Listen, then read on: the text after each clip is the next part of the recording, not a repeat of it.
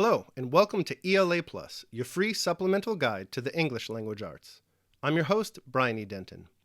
In today's video, we're going to be reading and analyzing William Shakespeare's Sonnet No. 2. Shakespeare's Sonnet No. 2 is the pro-natalist, anti-dink anthem you didn't know you needed. Moms and dads itching to be made grandparents, you're definitely going to want to show this one to your reproductively recalcitrant children. Now, all jokes aside, this poem is actually a very profound meditation on child rearing as a healing balm for the injuries wrought by time's unceasing death march. I'm sure you'll love it. We'll start our study of Sonnet No. 2 with a reading of it.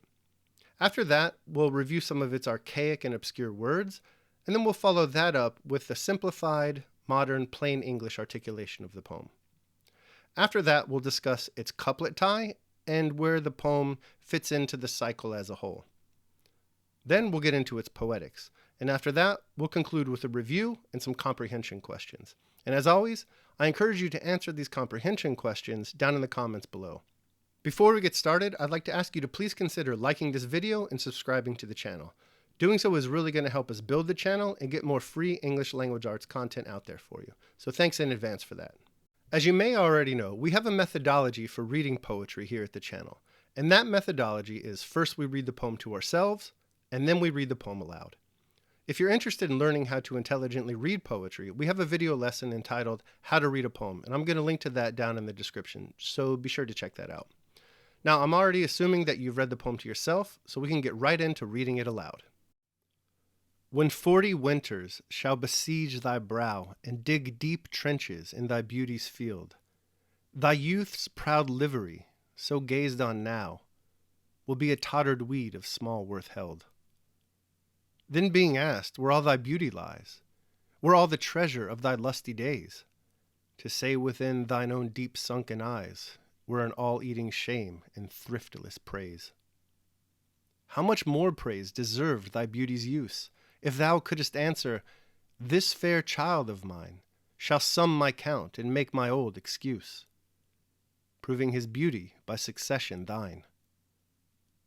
This were to be new made when thou art old, and see thy blood warm when thou feel'st it cold.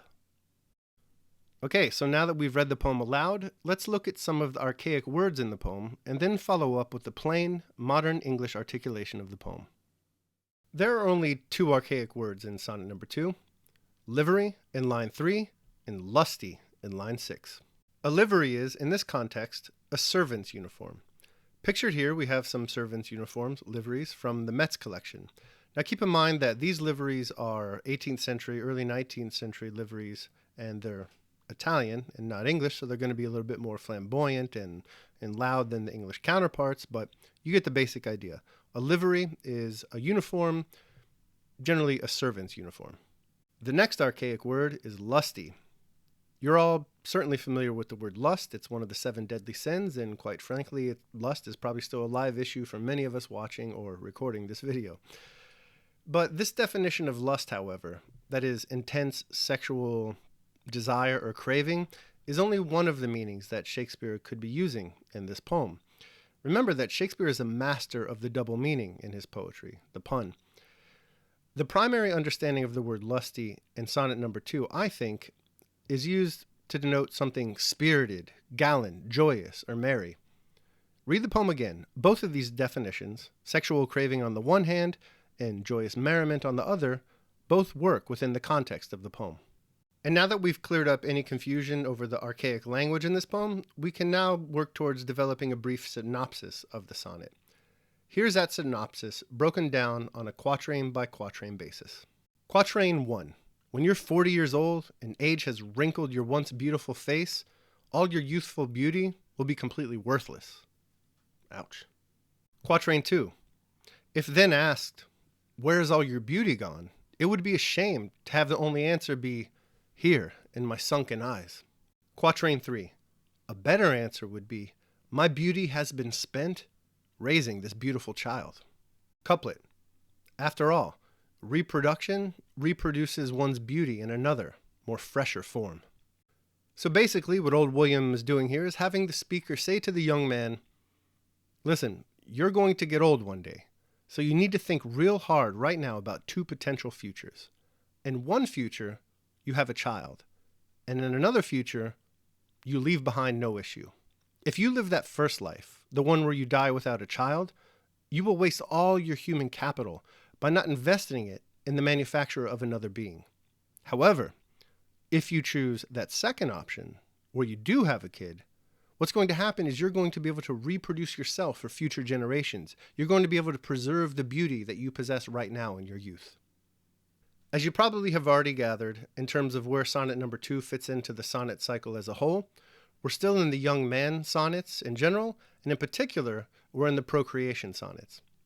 So I think that this general plain English articulation of the poem has given you a good understanding of what the poem is about, and now we can turn our attention to the couplet tie. I've once again highlighted the couplet ties in the color green, and as you can see, we have the word were in lines 8 and 13, we have the word old in lines 11 and 13, and we have the word make in lines 11 and 13, so make of that what you will. Now we can go a bit deeper and explore the poetics of this poem.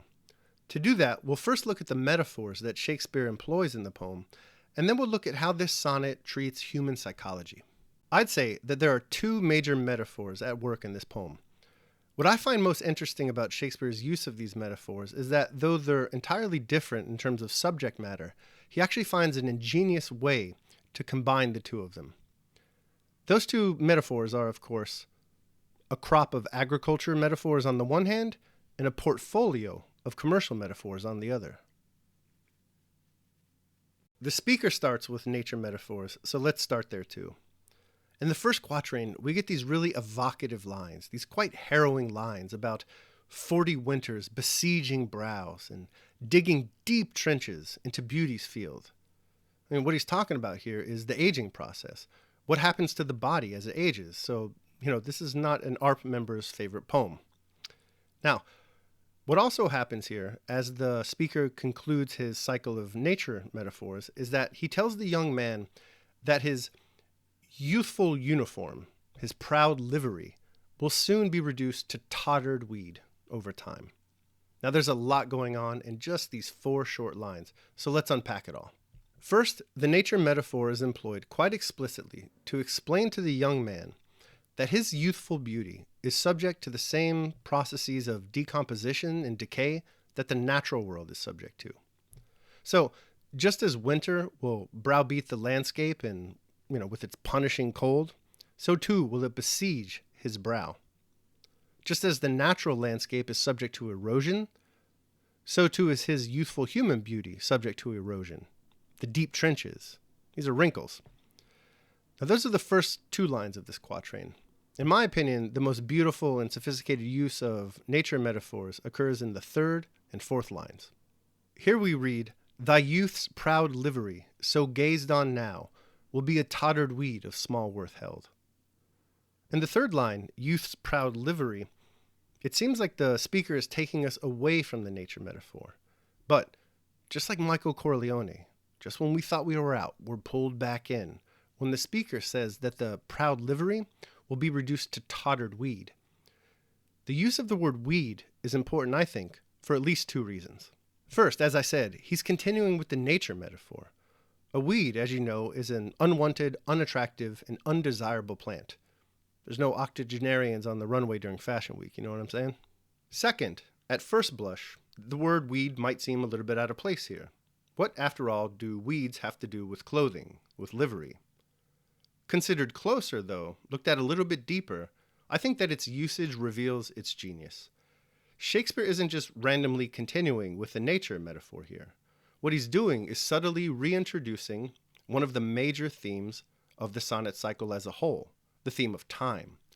Specifically, what he's doing is by evoking the word weeds, he's not only reminding us of the cyclical nature of time, he's reminding us of time's destructive capacity. I mean cyclical in this sense.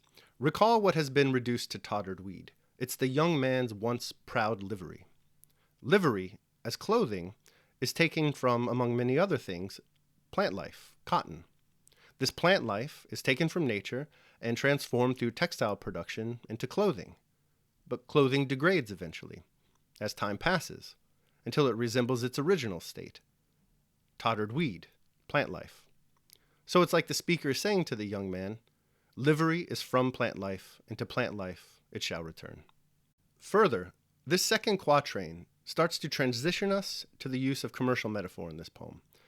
Recall that the tottered weed of the young man's once proud livery is described as being of small worth held. So the speaker is introducing the concept of value. Value, of course, is integral to any commercial exchange. So once again, Shakespeare is using commercial metaphor and his sonnet cycle, which is fitting, I suppose, given that we're still in the procreation part of the sonnets, and what the speaker wants the young man to do is engage in a little bit of funny business. The more obvious commercial metaphor in this poem appears in the third quatrain in line 11. Here we read, "If thou couldst answer, this fair child of mine shall sum my count and make my old excuse." This is clearly an accounting metaphor. Accounting is essentially balancing the accounts, making the credits and the debits equal. And according to the other bard, the Bard of Omaha, accounting is the language of business. This brings us to line 9, which introduces the third quatrain that we're talking about. The third quatrain reads in its entirety, "How much more praise deserved thy beauty's use, if thou couldst answer, this fair child of mine shall sum my count and make my old excuse, proving his beauty by succession thine." We're going to get more into what question the speaker is asking and answering shortly when we talk about the sonnet and how it comments on human psychology, but for now I want to focus on his use of the word use. We can understand the word use here to mean its ordinary plain English meaning of being put into action, but we can also understand it as a business metaphor, an investment use, a usurious use, an employment use, or as the Folger tells us in its note on line 9, the act of holding land or other property so as to derive profit from it. Of course, this being Shakespeare, there's another intended use of this word use, because you got to use something to make that baby, don't you? Now finally, we arrive at our final portion of the analysis of sonnet number 2, where we discuss what the sonnet has to say about human psychology, specifically what the sonnet has to say about motivation. Remember what part of the sonnet cycle that we're in right now. This is the second sonnet, so we're still in the young man portion of the sonnet cycle, but specifically we're in the procreation part of the sonnet cycle. So what the speaker is doing here is he's really trying to convince the young man to reproduce so he can pass on his beauty to future generations. So what method does the speaker use to motivate the young man to reproduce? Well, I would argue that the speaker uses two approaches. I would say he uses, on the one hand, a social approach, and on the other hand, an individualistic, selfish approach. The social approach we might call the Smithian approach, named after the great Scottish economist Adam Smith. In 1759, Adam Smith wrote, quite convincingly, I'd say, about human morality, psychology, and motivation in a book called The Theory of Moral Sentiments. The second chapter of the third part of that book is called Of the Love of Praise, and of that of praiseworthiness, and of the dread of blame, and of that of blameworthiness. Long, long chapter titles in this book, but you should read it anyway. Here's what Adam Smith wrote in that chapter that's relevant to Shakespeare's sonnet number 2. Man naturally desires not only to be loved, but to be lovely, or to be that thing which is the natural and proper object of love. He desires not only praise, but praiseworthiness, or to be that thing which, though it should be praised by nobody, is, however, the natural and proper object of praise. Isn't that precisely what the speaker is getting at here in this poem? Then being asked where all thy beauty lies, where all the treasure of thy lusty days, to say within thine own deep sunken eyes, were an all-eating shame and thriftless praise. How much more praise deserved thy beauty's use, if thou couldst answer, this fair child of mine shall sum my count and make my old excuse, proving his beauty by succession thine. Yes, that's exactly what he's doing. The speaker is employing this notion of Smithian social praise. I mean, look, he even uses the word praise twice in just 8 short lines. So what the speaker is saying to the young man is this: society will never praise you unless you reproduce your child and pass on your beauty to future generations. But if you do this, if you do reproduce and share your beauty, then society will offer you praise. So the speaker really does seem to agree with Smith that the social gaze exercises a profound influence on the individual in society. Or does the speaker really believe this? Perhaps the speaker has another idea for what might motivate the individual. Narcissism, self-love. This narcissistic appeal we find in the concluding couplet of Sonnet number 2. Let's take another closer look at this couplet. This were to be new made when thou art old, and see thy blood warm when thou feelest it cold. Here society plays no role in shaping the opinion of the young man. Instead, the speaker is relying on the young man's self-interest. The speaker is saying to the young man, look, you're going to get old, and it's going to be ugly, especially if you're alone. But if you reproduce, you can kind of live your youth again through your child's life. Here's what Helen Vendler has to say on the topic. The social morality of the body of the poem is displaced in the closing couplet by an appeal to individual pleasure. The reward for reproducing and the source of self-worth is now narcissistic, warm blood, new self, rather than social, and if not purely intrinsic, at least entirely self-referential. So what do you think? What's more motivating in human psychology? Social opprobrium or appeals to narcissism? Let me know down in the comments. All right, that brings us to the conclusion of our video lesson for William Shakespeare's Sonnet number 2. In this video lesson, we first read the poem, then we discussed its archaic and obscure language.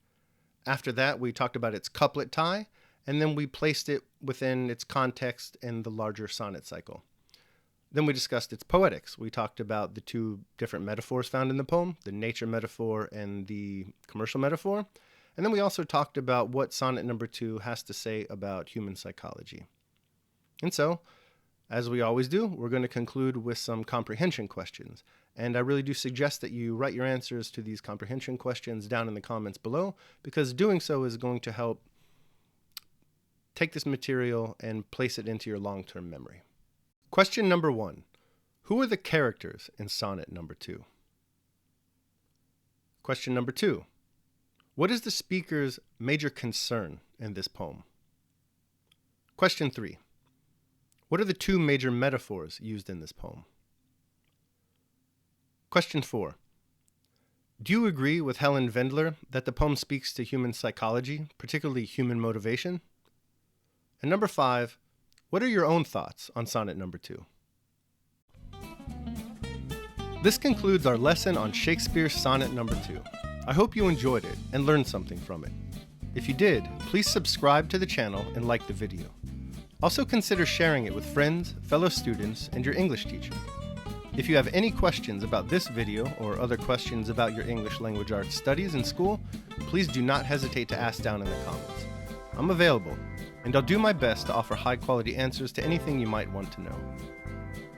Remember that ELA Plus is a free, regularly updated supplemental guide to the English language arts. Subscribe to learn more. Until our next lesson, keep reading, get obsessed, and take care of yourselves and others. Thank you.